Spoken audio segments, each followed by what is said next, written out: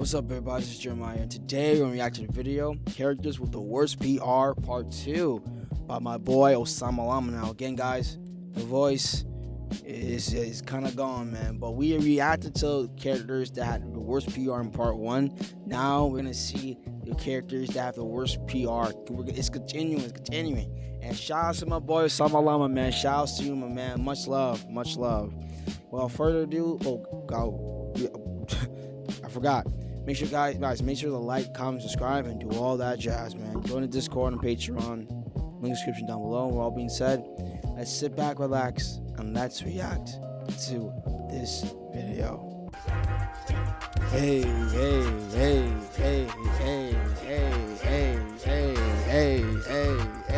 Okay.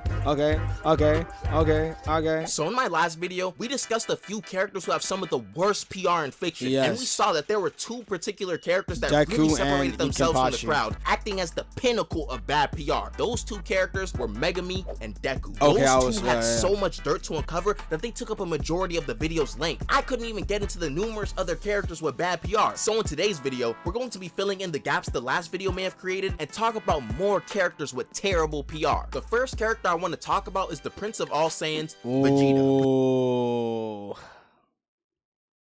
especially in the manga, man. Especially in the manga.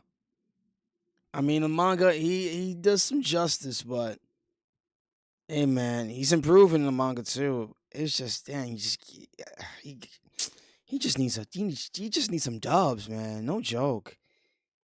Oh, fudge.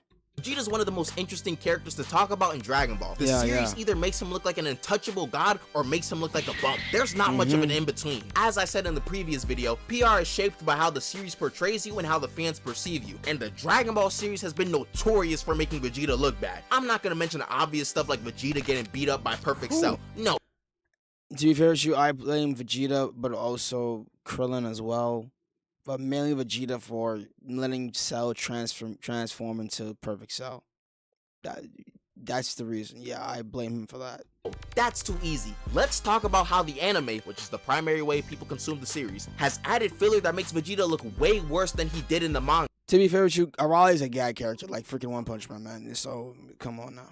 For example, look at the Kid Buu fight, and let me warn you, we're gonna need our thinking caps for this one. Super Saiyan 2 Vegeta was getting destroyed by Kid Buu, and this makes perfect sense. Now, we know that Goku and Vegeta in Super Saiyan and Super Saiyan 2 were somewhat close to each other in strength throughout the Buu saga. Although he may have been stronger already, Super Saiyan 3 is what pushes Goku over the top when it comes to comparing his strength to Vegeta. So in theory, Goku should be getting destroyed when he fights Kid Buu in Super Saiyan 2, but he doesn't. He's actually hanging with Kid Buu for that part of the fight. This entire Super Saiyan 2 Goku versus Kid Buu fight is anime only content. It never happened in the manga. In the manga, Goku goes straight to Super Saiyan 3 to fight Buu because duh, he's too weak in Super Saiyan 2. As a result, Vegeta just looks like a punk compared to Goku, when in reality, they should both be getting destroyed in this position. It low-key feels like the series goes out of its way to make Vegeta look bad. It's like the series remembers that Goku is the real main character, so they exaggerate what he's able to do compared to Vegeta. This is something mainly seen in Super. Let's bring it back to the Goku Black arc. Oh my goodness, man. Super did him dirty.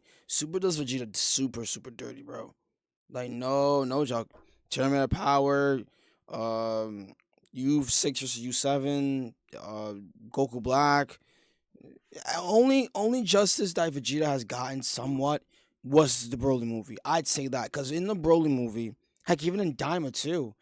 In Daima, man turned Super Saiyan 3 and just was putting belt to eye on freaking Goma. No joke, he was. Either that or one of the green boos or something like that. Do and crew, I don't know. But he was putting belt to eye on freaking Goma in Daima. In Super Broly movie, he was holding his own, man. He was reading Broly like crazy. And of course, he had his struggles with Broly, but yet he held himself and didn't get freaking bodied. That's all. Goku got bodied in the movie though. He really did. So that's I give that point to Vegeta. He didn't get bodied in the Broly movie. He didn't get bodied. Vegeta and Trunks do their father-son Gallic gun and do 0 damage to Zamasu. Okay, fine, whatever. 2 seconds later, Goku does the same thing that Vegeta and Trunks did by himself. Or like that one time Goku took Vegeta's dub in Resurrection F. Oh yeah, that's robbery. That was robbery. Kiriyama, rest in peace to you. You robbed Vegeta with that one, man. You really, really did rob Vegeta with that one. Which has to be one of the stupidest moments in Super. Does this happening actually mean anything? But hopefully, I hope that they remake it. Because they're gonna remake the dang movie, of course. They're doing it with Resurrection of Gods, and so they obviously have to do it with freaking Resurrection F. I mean, Battle of Gods, and they have to do it with Resurrection F. And I hope for the Resurrection F remake. Basically, they're trying to make a canon, which they're doing it with Beerus with the movie. I hope that they make Vegeta kill Frieza. Please, I hope that they do it. Please, you gotta give Vegeta this dub. Yeah, you have to give Vegeta this W. They really do. To the plot, just let Vegeta get the dub. Dang. Vegeta's status throughout Dragon Ball Super is a literary phenomenon where he was both the second strongest and Goku's equal at the same time. I'll call it the Dragon Ball Super position. Dragon Ball Super effectively has Goku and Vegeta as like dual main characters and equals, but then 2 seconds later, they have to remind you that Goku's still stronger. Don't worry, guys. Fans also make Vegeta look bad due to slander posts, and I have a strong feeling a lot of the slander is due to part of the fan. Shut the F up, we're Dragon Ball fans, and we ain't seen the anime or freaking read the manga because Team 4-Star gotta be everywhere. I blame Team 4-Star, bro. I legitimately blame Team 4-Star for this. Shouts to them, but I simply blame you guys for the stupidity of Dragon Ball fans. I really do blame you guys. I know you're trying to make even you guys disclaimed it too, like this is not official script of the anime. Y'all did that, but people still went on like it's the actual it's the actual anime. Like, dang, man. I know you guys just had to make a disclaimer, but still, I still legit blame you guys for the image that you guys put on Dragon Ball. No joke, I really do blame you guys. Of course, I have to put stuff on the fans as well. I'm a Dragon Ball fan as well, but at least I read, not read the manga. Shoot, well, at least I watch the anime. At least I watch the anime to know that this stuff doesn't happen and this stuff does happen. This stuff correlates with the manga. This stuff doesn't correlate with the manga, so on and so forth. But yeah, I kind of like have my point to blame with Team 4-Star though. Really do. Them either not watching the series or not understanding anything from it. If you consume Dragon Ball through social media, you believe Vegeta is like the most. We haven't seen the anime, and guess what? We can't read. That's the most. Those two things, man. Either that we don't watch the official anime, or that we can't freaking read.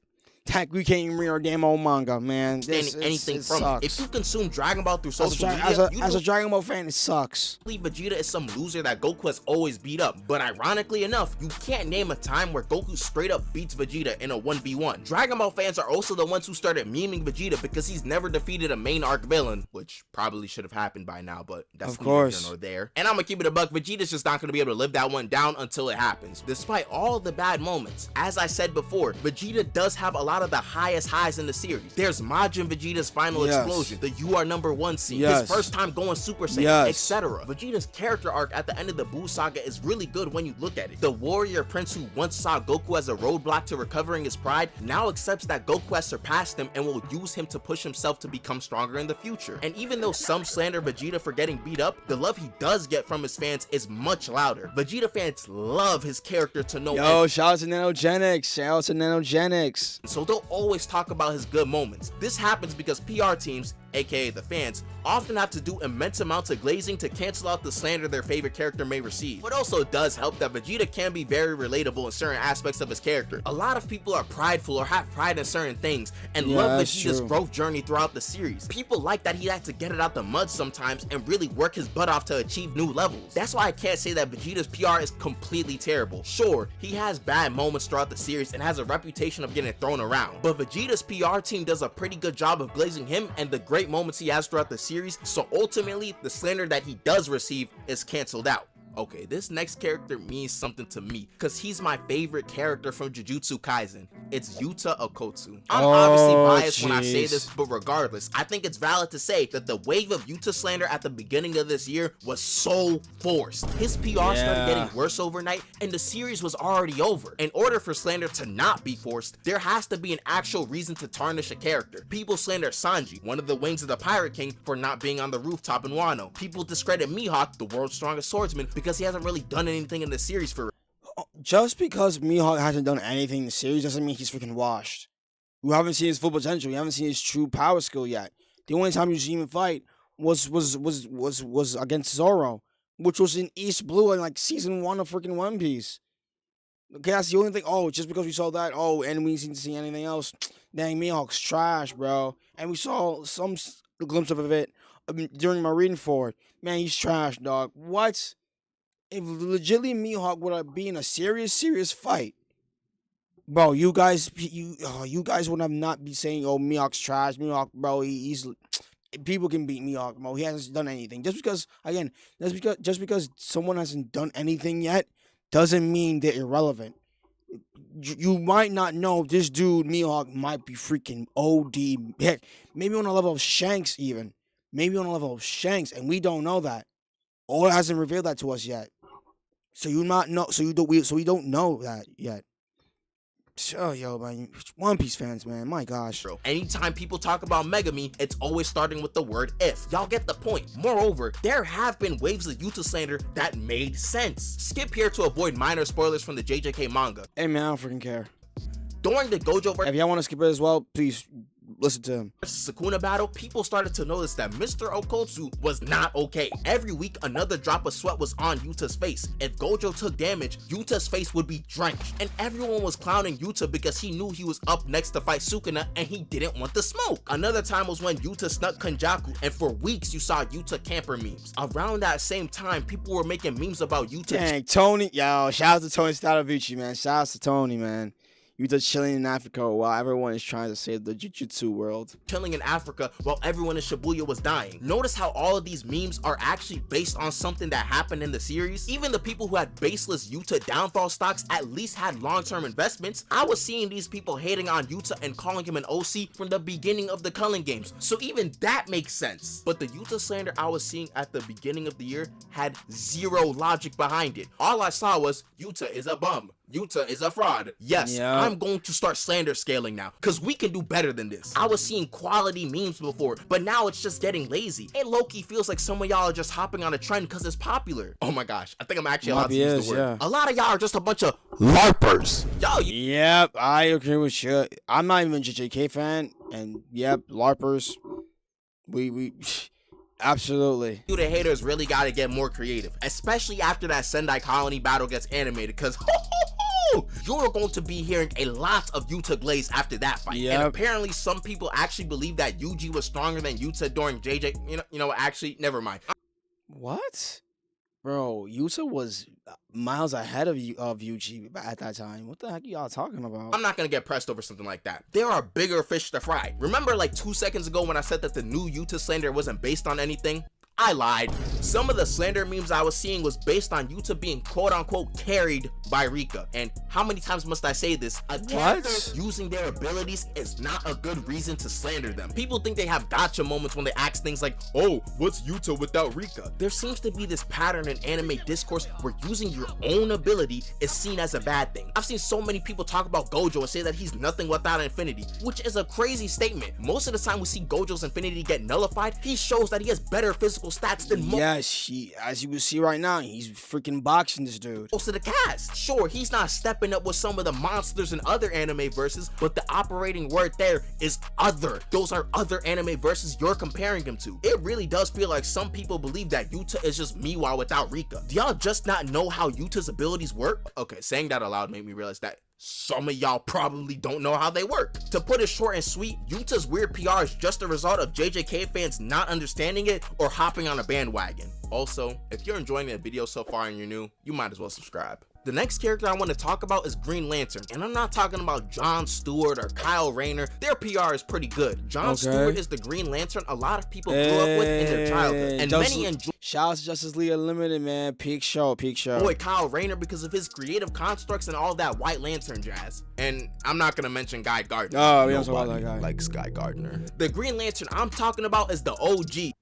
Okay, let's try that again. The Green Lantern I'm talking about is the most iconic one, Hal Jordan. One of the reasons as to why Hal Jordan has bad. I know for a fact. I know what this is about to be happening. I know why he has bad PR. What's up, everybody? Enjoying the video? That's great. Make sure to like, comment, subscribe, share it with your friends, and turn on the notifications to know when I upload another video. Also, tune into the live streams. We're live on YouTube, Twitch, Kick, and TikTok. So choose which platform that fits best for you. Also, join the Discord and the Patreon, link in the description down below. And most of you guys are watching the videos but not subscribed. If you like the video so much, why not subscribe? It's free. All that, let's get back into the video. It's in the comics. It's in the comics. At PR is admittedly pretty if you fun. know, you to know. The general audience, Hal Jordan gets slandered because of his performance in one singular animated movie. Out of the decades Hal Jordan has been around for, it only takes one scene from one animated movie to shape his PR in the modern age. His showing in Justice League War is just riddled with bad moments. He spent a good bit of the movie violating parademons, which was cool, but he couldn't really do much against Superman because, you know, it's Superman. And Batman casually snatching Green Lantern's ring off his hand didn't make him look good either. But these moments are pretty insignificant compared to his most infamous scene. Once Darkseid pulls up to Earth, Green Lantern... shoot, yep. My man rushed him, Darkseid the bat, and that man got jumped. Oh my gosh, that is sad. Stocks start crashing fast. The League faced Darkseid, and Hal decides to be the first one to take a crack at him. And I think we all know how this one plays out. This whole sequence is so surreal to me because all the heroes with superhuman reactions kind of just watch this happen to him, but this moment isn't even that long. It's like 10 seconds of him getting beat up and then the Flash saves him. However, people who lack exposure to Hal Jordan Green Lantern often refer to this moment and base their image of him on this clip. It's really funny to me that this scene has caused Hal Jordan to be memed and seen as weak because Green Lantern is definitely one of the strongest Justice League members. Well, the only thing that is holding back a Green Lantern is their freaking imagination, man. That's the only thing. If you don't have the creativity of a kid, yo, oh my goodness gracious me, bro. Don't be a freaking Green Lantern at that point, man. Or like, if you don't have any like creativity, fam, like, dog, like, I can be a Green Lantern. I have so much creativity, and I could be legitimately be freaking overpowered with the lantern ring. No joke. It's only the mind that's just the enemy of it. The only thing. Well, depending on how the writers feel, Green Lantern's powers sometimes face the same problems that super speed does in writing. If I'm keeping it completely honest, Hal Jordan's Green Lantern has been done pretty grimy in a lot of recent media. That 2011 film was pretty bad, ended up turning into a Yellow Lantern during Injustice, and we already covered how he looked like in the DC animated universe. Looking past the more general audience, some of the more dedicated DC fans also slander Hal Jordan, and it's largely due to some of his actions in past comics. I'm not gonna be too specific, but Yep, as you can see right here on this one, I told y'all. Hal Jordan has done and said some things that would rightfully... I told y'all, in the comics, garner a lot of crazy looks. But if I'm being fair, a lot of comic book characters have had very questionable storylines from back in the day, so we can pull this card on anyone. Hal Jordan's PR is very salvageable. Some good representation in the DCU can give Hal a good turnaround. I don't know how well it's gonna go now considering we've seen the Lanterns trailer, but we can always have hope. For now though, there will always be people who think that he's a weirdo or continue to slander him because of that one scene in one movie, and it's not necessarily their fault for thinking that. They're just going off what they've been fed. Okay, these next two characters are characters I've talked about a lot in the past, and they come from the same series, One Piece. If you've been around on this channel before, you may already... I mean, think either Sanji and maybe like Usopp, maybe, or I don't know about Chopper. Maybe those two. I already know which two characters they are, and they're Sanji and Mihawk. Okay, I was right. I feel like we know the story with these two already, but let's start with Mihawk first. Let's go. All right, concise, all of Mihawk's PR essentially lies in this image and the amount of credibility you believe it has. This leads to Mihawk being a polarizing character amongst subsections in the One Piece community. You can opt to be a normal One Piece consumer, take the statement at face value, and keep on going with your life normally. Or you can be insane and start diving into the world of One Piece agendas. Mihawk fans and Glazers like myself believe in this title wholeheartedly. No matter what happens in the series, we sleep comfortably knowing knowing Mihawk is the strongest swordsman. It's admittedly hard to glaze Mihawk in the traditional sense though. Since he doesn't show up too often in the series, he hasn't really done anything too concrete. But regardless, a title is a title. All we have to do in arguments is bring up the fact that X character uses a sword, ergo making them a swordsman, ergo making Mihawk stronger. However, unfortunately, the Mihawk slander agenda has seemed to be more vocal than the Mihawk praise, which is why I believe Mihawk has bad PR. There's the black paint memes, which stem from Mihawk having a black blade. A black blade is generally stronger than a normal sword, and the origins of making one is still unknown. Since we don't know how it's made, some madman decided to say that Mihawk painted his blade to make it black. What? Now Mihawk constantly needs to buy black paint to maintain his image of the strongest swordsman, and I will say, this panel of Luffy painting his bat with black paint did not help the cause at all. Fraud allegations are also linked with Mihawk's name a lot. Something something Marineford, something something Vista and Jozu, Mihawk's a fraud, something like that. The varying views of Mihawk from One Piece fans has caused an interesting dynamic within the series. Anytime Mihawk or a new swordsman shows up on screen, people's brains just turn off. If Mihawk pops up and isn't fighting someone, people want to call him a fraud. Yeah, like that one time he didn't want to fight 3 Yonko crews. Yeah, my bad. What? Red hair, black beard, straw hat. You want us to fight all of them at once? He was being logical here. A warlord, or used to be a warlord, versus 3 Yonkos. 3. Come on, bro. That's illogical. That's a losing battle right there. That's legitimately a losing battle. He's a fraud. But at the end of the day, that fraud stuff is pretty normal in 2026 media discourse. The craziest Mihawk PR moves occur when another swordsman is introduced in the story. When this happens, Mihawk's PR team starts to work overtime. As a result of their hard work, we have a truly beautiful meme. The Mihawk upscale. It's very similar to the Deku Street Tier bully meme. Oh, not this. Oh, fudge, man. Oh, jeez. Channel, and both are commented under posts that show a character holding a sword or on a street. However, unlike the Street Tier bully meme, the origin of the Mihawk upscale is not meant to slander. It more so exaggerates the world's strongest swordsman title. This image allows Mihawk to build some type of good PR in a community that loves to call him a fraud in a series that he doesn't appear in much. We can even extend the Mihawk upscale to other series, as when another character is holding a sword, they become a swordsman. That means they are weaker than the world's strongest swordsman. Don't let me catch Goku holding a sword. Oh no. Okay, I personally don't think this portion needs to be too long. We all know Sanji's PR is kind of fried. Even I can admit that. I think his man's a horn dog. His whole pervert gag has gone too far for his PR to be. To be fair with you, I'm so tired of the pervert nonsense, bro. That might have worked in like the 80s and 90s and 2000s, a little bit of the 2010s, and some part of the 2020s. But we in 2026, about to be in 2030, in the next 4 years, bro. Enough with the pervert gag, bro. I'm sick and tired of seeing that crap, bro. I'm sick and tired of seeing that, man. You could once in a while, sure, fine, why not? But consistently, every single like freaking arc of the series, bro. Oh Lord have mercy, man. I just have enough of just seeing that, bro. Like every time I'm seeing that, oh Mammy Swan, Robin Swan. Oh yeah, shut the fudge up, bro. Shut up. Just shut up. Please. Normal. Pre-time skip Sanji was bad, don't get me wrong, but his gag wasn't the worst thing ever. Post-time skip on the other hand, the gag goes a bit too far. Saying Oda leaned into the simp gag a little bit post-time skip would be too much fan service. The joke can just get annoying at times. An arc like Fishman... You mean at times? No, not Osama Lama. Not at times.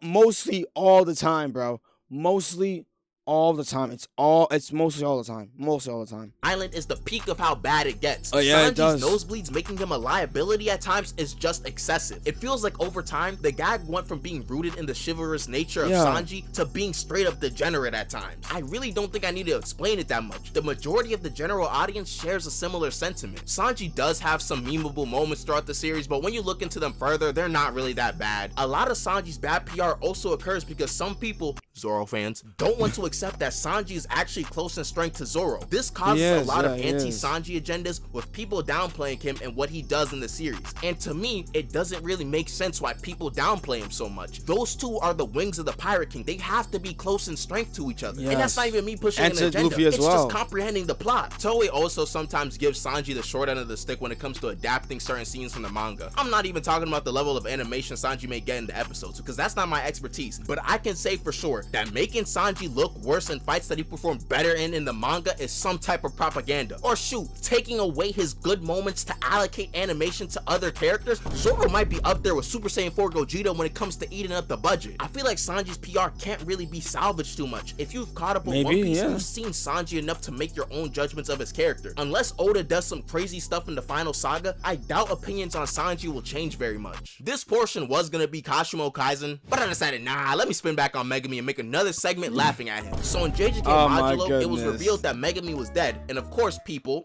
everyone say it with me, slandered him for it. The funny part is that Megumi is barely mentioned directly in Modulo, and the one time he's mentioned, it's to mention his death. To rub salt in the wound, they kept a lot of his friends like Nobara, Yuji, and even Todo alive. I guess Megumi just didn't get the memo, I don't know. The worst part is that when they mentioned his death, the statement started with the word if. At least Megumi apparently became a big name in the Jujutsu world, and the anime made his fight with Reggie look pretty good. We just won't mention the fact that this is his actual last fight in the series. Anyways, here's a funny meme of Megumi slander.